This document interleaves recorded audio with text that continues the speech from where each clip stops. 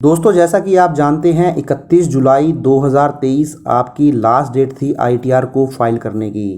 तो अगर आपने आईटीआर फाइल नहीं की है 31 जुलाई 2023 तक तो अब भी आप आईटीआर को फाइल कर सकते हैं। और अभी जो टाइम लिमिट है आपकी वो 31 दिसंबर 2023 तक की टाइम लिमिट है जब आप बिलेटेड आईटीआर को फाइल कर सकते हैं।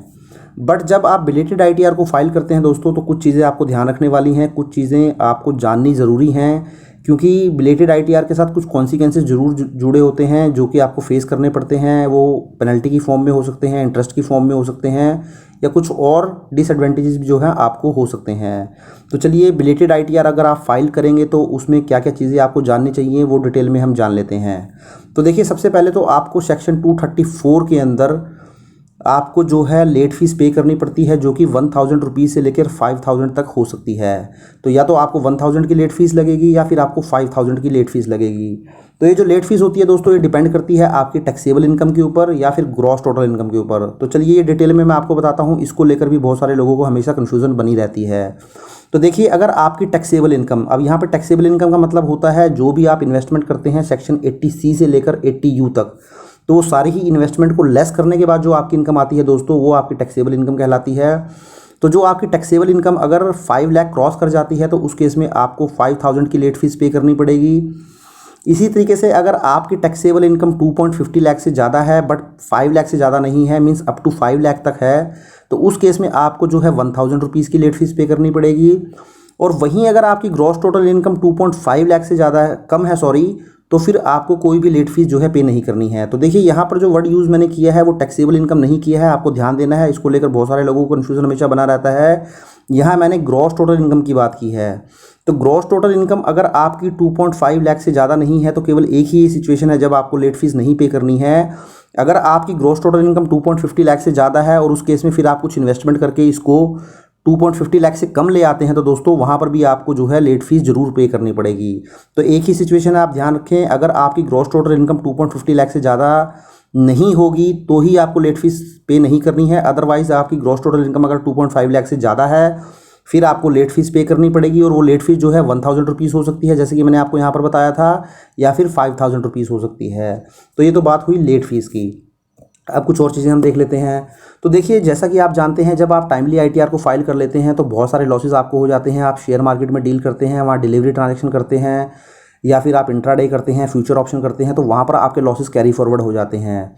बट जब आप बिलेटेड आईटीआर को फाइल करेंगे इस तरीके के अगर आपके लॉसेस हैं तो आप उनको कैरी फॉरवर्ड नहीं करवा पाएंगे, केवल एक लॉस को छोड़कर। वो लॉस क्या है? Income from house property. अगर आपका कोई हाउस प्रॉपर्टी का लॉस है, जैसे अगर आपने कोई होम लोन लिया हुआ है, वहाँ पे कोई आपका इंटरेस्ट का अमाउंट है, तो आप जानते हैं 2 लाख तक का आप इंटरेस्ट जो है वो क्लेम कर सकते हैं।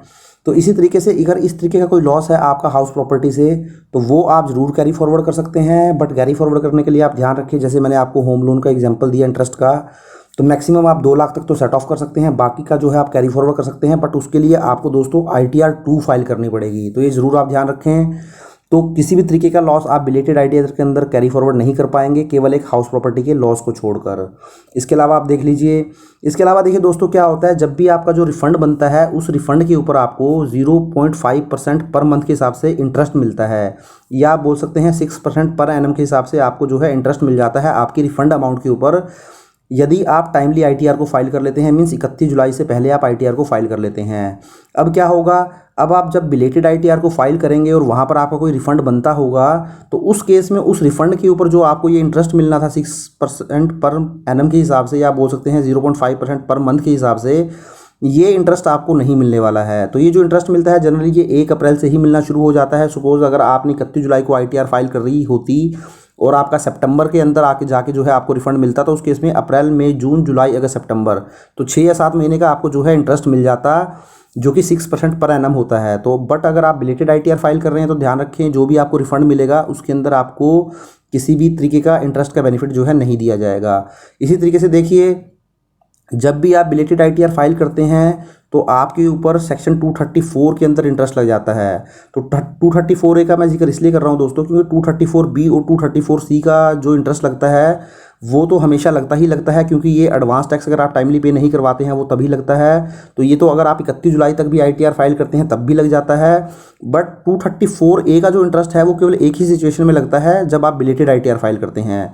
तो ये जो तीनों ही इंटरेस्ट होते हैं वो 1% पर मंथ या पार्ट ऑफ मंथ के हिसाब से लगते हैं। अब ये तीनों ही इंटरेस्ट कब कब लगते हैं वो मैं एक बार आप थोड़ा सा आपको जो है बता देता हूँ। अब देखिए, सेक्शन 234A का इंटरेस्ट आपको लगेगा अगर आप बिलेटेड ITR फाइल करेंगे। क्या होता है कि जब आप 31 जुलाई तक अपनी ITR को फाइल कर लेते हैं तो वहाँ पर जो भी आपका सेल्फ असेसमेंट टैक्स होता है वो आपको 31 जुलाई से पहले पूरा पे कर देना होता है। बट अगर आपने ITR फाइल नहीं किया है, अब आप ITR फाइल करेंगे और वहाँ पर आपका कोई टैक्स लायबिलिटी निकल के आती है तो उसको आप सेल्फ असेसमेंट टैक्स की फॉर्म में जमा करवाएंगे और वहाँ पर आपका सेक्शन 234A के अंदर जो है आपका इंटरेस्ट कैलकुलेट हो जाएगा 1% पर मंथ के हिसाब से। इसी तरीके से सेक्शन 234B का इंटरेस्ट लग जाता है दोस्तों। सेक्शन 234B का इंटरेस्ट क्यों लगता है? क्या होता है, जो भी आपकी टोटल टैक्स लायबिलिटी बनती है पूरे साल में, फाइनेंशियल ईयर 22-23 की जो आपकी टैक्स लायबिलिटी थी वो आपको 31 मार्च 2023 तक जो है पूरी डिपॉजिट करवा देनी होती है। कुछ आपका TDS कट गया होता है और जो बाकी होता है वो आपको एडवांस टैक्स की फॉर्म में जमा करवा देना होता है। तो सेक्शन 234 के अंदर एटलीस्ट जो है आपको 90% अपना एडवांस टैक्स जो है जमा करवा देना होता है। अगर आप इसको जमा नहीं करवाते हैं तो उस केस में फिर आपको सेक्शन 234 के अंदर 1% पर मंथ के हिसाब से इंटरेस्ट यहाँ पर भी लग जाता है। इसी तरीके से सेक्शन 234C की बात कर लेते हैं। तो सेक्शन 234C के अंदर क्या होता है दोस्तों, अगर आपने फाइनेंशियल ईयर 22-23 के अंदर किसी भी तरीके की एडवांस टैक्स की पेमेंट ही नहीं की है तो यहाँ पर आपको जो है सेक्शन 234C का इंटरेस्ट जो है वो इम्पोज हो जाता है। तो इस तरीके से आपको सेक्शन 234A, B और C तीनों ही तरीके के इंटरेस्ट जो है वो लग जाते हैं। बट 234B और C का इंटरेस्ट तो आपको अगर 31 जुलाई तक भी आप ITR फाइल करते तब भी लग जाता। यहाँ पर एक जो नया इंटरेस्ट लगता है वो आपको सेक्शन 234A के अंदर बिलेटेड इंटरेस्ट लग जाता है। बिलेटेड ITR के अंदर ये एक्स्ट्रा इंटरेस्ट जो है आपको लग जाता है। तो इस तरीके से देखिए, ये कुछ चीज़ें हैं जो कि आपको ध्यान में रख कर चलनी है जगह अगर आप बिलेटेड ITR को फाइल करते हैं। तो जब ये चीज़ें आप ध्यान में रख के चलेंगे तो कहीं ना कहीं आपको जो है एक माइंड में रहेगा। क्योंकि क्या होता है दोस्तों, अगर आप बिलेटेड ITR फाइल करने जाएंगे तो वहाँ पे आपका जो भी रिफंड बनेगा तो उसमें से क्या होगा, जो भी आपकी लेट फीस जैसा कि मैंने आपको बताई थी 1000 रुपये या 5000 रुपये, वो ऑटोमेटिकली ही एडजस्ट हो जाएगी। यदि आपकी टैक्स लायबिलिटी हो जाएगी बनती होगी कुछ, सपोज करें 10,000 की आपकी टैक्स लायबिलिटी बनती है और 1000 रुपये आपकी लेट फीस हो गई, तो जो टोटल टैक्स लायबिलिटी आपकी बन जाएगी वो 11,000 रुपये की बन जाएगी। तो इस तरीके से जो है आपको रिफंड अगर बनता होगा तो वो टैक्स लायबिलिटी आपकी एडजस्ट हो जाएगी, और अगर आपकी टैक्स लायबिलिटी बनती होगी तो टैक्स लायबिलिटी आपकी बढ़ जाएगी। तो देखिए दोस्तों, ये छोटा सा वीडियो था ITR फाइलिंग फ्रॉम 1 अगस्त 2023 से। अगर आप फाइल करते हैं तो क्या कॉन्सिक्वेंसेज रहने वाले हैं। तो आशा करता हूँ वीडियो आपको अच्छा लगा होगा। वीडियो अच्छा लगा तो उसको लाइक करें, शेयर करें, और चैनल को आपने सब्सक्राइब नहीं किया तो जरूर चैनल को भी सब्सक्राइब कर लें। Thank you very much, have a nice day, take care.